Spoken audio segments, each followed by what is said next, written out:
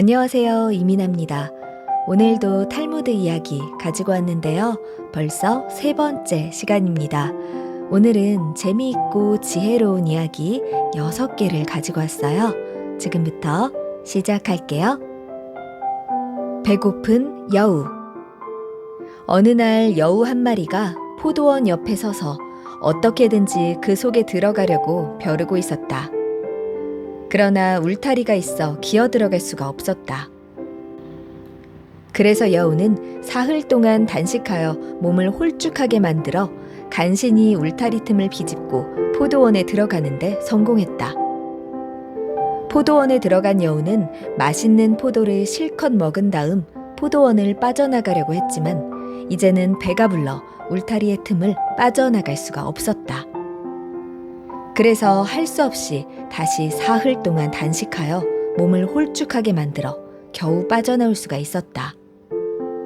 이때 여우가 말하기를 결국 뱃속은 들어갈 때나 나갈 때나 똑같구나. 인생도 그와 마찬가지이다. 벌거숭이로 태어나 죽을 때에도 역시 벌거숭이로 되돌아가지 않으면 안 된다. 사람은 죽어서 가족과 부귀와 선행의 세 가지를 이 세상에 남긴다. 그러나 선행 이외의 나머지는 과히 대단한 것이 못 된다.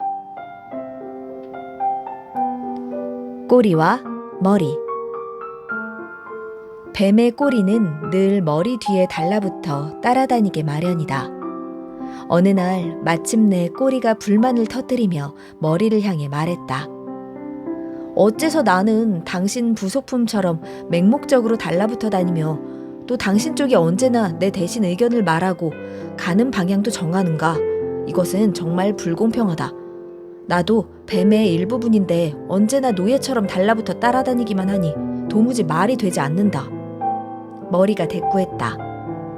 아니, 무슨 말을 하는가? 너에게는 앞을 볼 수도 없고 위험을 알아차릴 귀도 없으며 행동을 결정할 두뇌도 없지 않는가? 나는 절대 내 자신을 위해서 하는 것이 아니야. 너를 진정으로 생각하기 때문에 너를 인도하고 있는 거야. 꼬리는 큰 소리로 비웃으며 대꾸했다. 이제 그런 위선적인 말에는 실증이 난다고. 어떤 독재자나 압제자라도 모두 따르는 자를 위해 하고 있다는 말을 구실로 제 마음대로 하고 있잖아.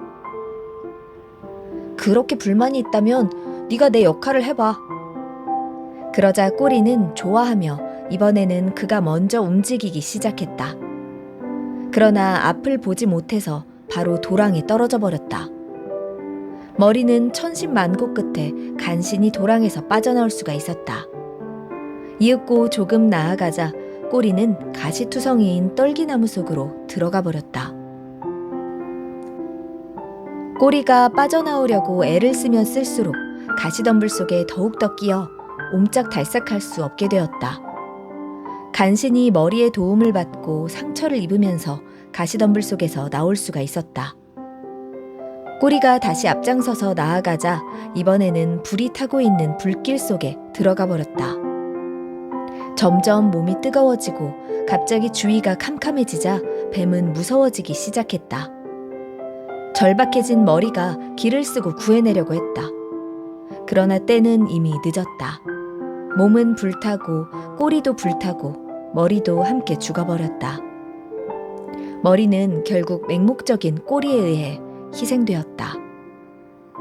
지도자를 선택할 때는 언제나 머리를 선택하여야 하며 꼬리와 같은 자를 선택해서는 안 된다. 그런 자를 선택하면 그런 자뿐만 아니라 그를 따르는 사람들 모두를 파멸로 이끌 뿐이다. 가장 강한 신랑. 어느 곳에 주님을 열심히 섬기며 살아가는 수도사가 있었다. 선하고 신앙이 깊은 사람인지라 하나님도 그를 깊이 아끼고 있었다. 어느 날 그 수도사가 강변에 앉아 휴식을 취하고 있는데 독수리 한 마리가 날아오더니 억센 발톱 사이에서 쥐 한 마리를 떨어뜨리는 것이었다. 상처를 입은 채 벌벌 떨고 있는 그 쥐가 가엾게 생각되어 수도사는 외투자락으로 감싸주었다. 그리고 집에 데려가 치료를 해주고 싶었으나 집안 식구들이 더럽다고 반대할 것 같아 여자아이로 변하게 해달라고 하나님께 기도를 드렸다. 하나님은 신앙이 깊은 그의 기도를 들어주셔서 그 쥐를 예쁜 소녀로 변신시켜 주었다. 수도사는 그 소녀를 집으로 데리고 가서 마치 친딸처럼 예쁘게 키웠다. 어느덧 세월이 흘러 그 소녀가 12살이 되었다. 너도 이젠 나이가 찼으니 시집을 가야지. 너는 어떤 사람을 남편으로 삼고 싶으니? 저는 세상에서 가장 강한 자에게 시집을 가고 싶습니다. 세상에서 가장 강한 자라. 내 생각엔 세상에서 가장 강한 것이 태양인 것 같다. 우리 태양에게 결혼을 부탁해보는 것이 어떻겠느냐? 수도사는 몸을 청결히 하고 태양에게 호소했다. 태양이시여, 만물을 자라게 하는 강한 자여, 당신에게 부탁이 있습니다. 저의 딸이 세상에서 가장 강한 자에게 시집을 가고 싶어 하기에 제가 그 뜻을 전하려 합니다. 수도사의 호소를 듣고 태양이 응답했다. 주님께서도 그대의 기도에 기꺼이 응답을 하시는데 내가 어찌 그대를 빈손으로 돌아가게 하겠는가? 내가 진실을 말하겠노라.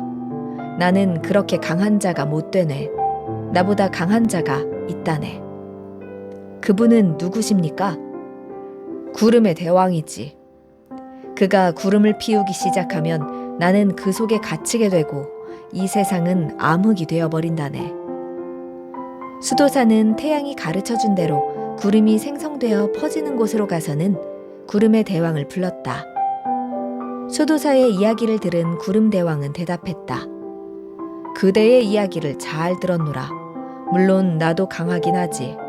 하지만 나보다 강한 자가 있어 나도 그에게는 꼼짝하지 못한다네. 그분이 누굽니까? 바람이네. 바람은 나를 이 끝에서 저 끝으로 날려보내기를 식은 죽 먹기처럼 하네. 바람에게만은 맥을 못 추겠거든. 수도사는 바람을 찾아가서 구름의 대왕이 했던 똑같은 말을 했다. 물론 나는 강한 힘을 가졌지. 하지만 나도 어쩔 수 없는 강한 상대가 있다네. 그대는 그자에게 가서 부탁해보면 어떤가? 그가 누굽니까? 산이네. 내가 아무리 강한 바람을 보내도 산이 가로막으면 난 힘을 못 쓰거든. 수도사는 산에게로 가서 또 딸의 이야기를 했다. 물론 내가 강한 것은 사실이네. 하지만 나에게도 두 손을 들게 하는 상대가 있으니 그자를 가르쳐 주겠네. 바로 쥐일세. 쥐는 내 배 가운데 구멍을 뚫는 놈이네. 수도사는 쥐를 찾아갔다. 당신에게 내 딸을 시집 보내고 싶은데 어떻게 하겠소? 거대한 산에 구멍을 뚫을 수 있는 자는 우리 쥐들밖에 없긴 할 겁니다. 하지만 저는 쥐이기 때문에 땅속에 살아야 합니다. 그런데 어떻게 인간과 결혼할 수 있겠습니까? 수도사는 다시 딸에게 돌아갔다. 내가 여태 돌아다녀 봤지만 결국 쥐가 제일 강하다는 결론이 났다. 쥐에게 시집 가겠니? 네가 그러길 원한다면 주님께 부탁드려서 원래의 너의 모습인 쥐가 되도록 하겠다. 네, 알겠습니다. 그렇게 할게요. 소녀는 다시 쥐가 되었다. 수도사는 소녀 쥐를 쥐구멍으로 데리고 가서 결혼식을 시켜주었다. 희망. 랍비인 아키바가 여행길에 올랐다. 그는 당나귀와 개와 작은 램프를 갖고 있었다. 어둠의 장막이 내리기 시작하자 아키바는 한 허름한 헛간을 찾아내어 그곳에서 잠자기로 했다. 그러나 아직 잠자기에는 이른 시각이어서 그 램프에 불을 켜고 책을 읽기 시작했다. 그러자 바람이 불어와 램프의 불이 꺼져버려 그는 할 수 없이 잠자리에 들었다. 그날 밤 불운하게도 여우가 개를 죽여버렸고 사자가 당나귀를 죽여버렸다. 아침이 되자 그는 램프만 갖고 혼자서 쓸쓸히 출발했다. 어떤 마을에 들어가니 사람의 그림자가 하나도 없었다. 그는 지난밤 도적이 들이닥쳐 마을을 파괴하고 사람들을 몰살시켰다는 것을 알게 되었다. 만약 램프가 바람에 꺼지지 않았더라면 틀림없이 도적에게 발견됐을 것이다. 개가 있었더라면 개가 지저대어 도적에게 발견됐을지도 모른다. 당나귀 역시 틀림없이 소란을 피웠을 것이다. 모든 것을 잃어버린 덕분으로 그는 도적에게 발견되지 않았다. 랍비는 최악의 상태에서도 인간은 희망을 잃어서는 안 된다. 나쁜 일이 좋은 일로 연결되는 일도 있을 수 있다는 것을 알아야 된다는 것을 깨달았다. 목숨을 희생한 개. 집안에 우유가 있었다. 그런데 뱀이 그 우유 속에 들어가 버렸다. 고대 이스라엘 농촌에는 뱀이 무척 많았다. 그런데 그 뱀은 강한 독을 품은 뱀이었기 때문에 우유 속에 독이 녹아들기 시작했다. 개만이 그것을 알아차렸다. 가족이 창고에서 우유를 꺼내려고 할 때 개가 맹렬히 짖기 시작했다. 가족 가운데 한 사람이 그것을 마시려고 하자 개가 뛰어들어 우유를 엎지르고 먹기 시작했다. 그리고 개는 곧 죽어버렸다. 그때서야 비로소 가족들은 우유 속에 독이 들어 있었음을 알게 되었다. 그래서 이 개의 희생은 그 무렵의 랍비에 의해서 칭송되었다. 파묻힌 솔로몬의 보물. 어느 마을의 아들에게 날마다 빵을 물에 던져라, 머지않아 그것을 다시 보게 될 것이다 라는 가르침을 주는 아버지가 있었다. 그 아버지가 죽고 나서도 아들은 아버지의 가르침을 잊지 않고 날마다 호수에 가서 조금씩 빵을 떼어 던졌다. 그런데 신기하게도 매일 똑같은 물고기가 나타나 그 빵을 받아먹는 것이었다. 물고기는 매일매일 던져주는 빵을 받아먹고 몰라볼 정도로 자랐다. 그러더니 나중에는 그곳에 사는 다른 물고기들을 위협하기에 이르렀다. 그래서 작은 물고기들은 한데 모여 물고기의 왕 레비아탄에게 찾아가 호소를 했다. 저희 냇물에 굉장히 큰 물고기가 한 마리 살고 있습니다. 그놈은 날마다 저희 동료들을 20마리씩이나 잡아먹고 있는데 저희들은 아무 힘도 못 쓰고 있습니다. 레비아탄은 즉시 부하를 보내 그 악명 높은 물고기를 잡아오라고 시켰다. 그러나 악명 높은 물고기는 그 물고기를 잡으러 간 자들까지 잡아먹고 말았다. 화가 난 레비아탄은 또 다른 물고기를 보냈으나 역시 큰 물고기의 밥이 되고 말았다. 안 되겠다 싶어진 레비아탄은 자신이 직접 큰 물고기를 찾아가서 꾸짖었다. 이 호수에 수많은 물고기들이 살고 있지만 너처럼 큰 놈은 처음 본다. 그럴 겁니다. 이 호수 근처에 살고 있는 어떤 남자가 매일 내게 먹이를 던져주어 이렇게 크게 자랐습니다.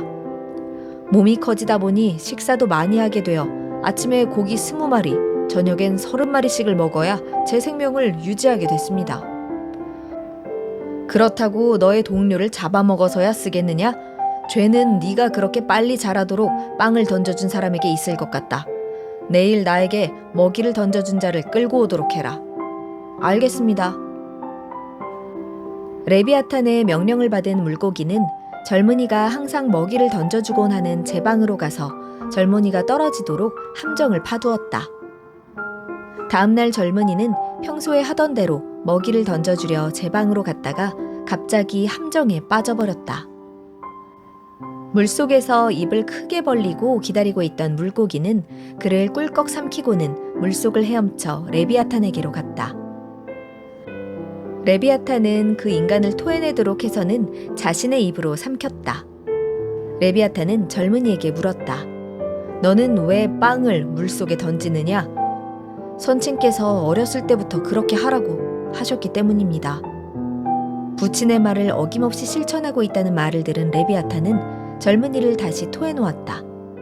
그리고는 이 세상에 있는 70가지 언어를 가르쳐주고는 바다로부터 멀리 떨어진 외딴 섬에 혼자 두고 가버렸다. 그곳은 아직 인간의 발이 닿은 적이 없는 곳이었다. 젊은이가 그 섬에 지쳐 쓰러져 있을 때 어디선가 까마귀 2마리가 날아와 그의 머리 위를 빙빙 돌며 이야기를 주고받았다. 아버지, 저 인간을 보세요. 살았을까요? 죽었을까요? 글쎄, 잘 모르겠는걸. 인간의 눈알을 하나 파올까요? 내려가지 마라. 만약 저 인간이 살아있으면 넌 욕을 보게 돼. 그러나 아들 까마귀는 말을 듣지 않고 인간이 누워있는 곳으로 날아왔다. 레비아탄 덕분에 까마귀가 주고받는 말을 모두 알아들은 젊은이는 아들 까마귀가 가까이 오자 얼른 다리를 움켜쥐었다. 아들 까마귀는 비명을 지르며 구원을 요청했다. 아버지 까마귀는 눈물을 뚝뚝 흘리며 젊은이에게 애원했다. 제발 제 아들놈을 놓아주십시오. 그렇게 한다면 그 대신 좋은 비밀을 하나 가르쳐 드리겠습니다. 일어나셔서 지금 누워 계신 곳을 파보십시오. 그러면 솔로몬의 보물이 나올 겁니다. 젊은이는 아들 까마귀를 놓아주고 곧 누워있는 곳을 파보았다. 그러자 까마귀의 말대로 솔로몬의 보물이 눈부신 자태를 드러내었다. 아버지의 말을 잊지 않고 실천했던 그 젊은이는 복을 받아 큰 부자가 되었으며 자기 자식들에게도 막대한 재산을 남기게 되었다.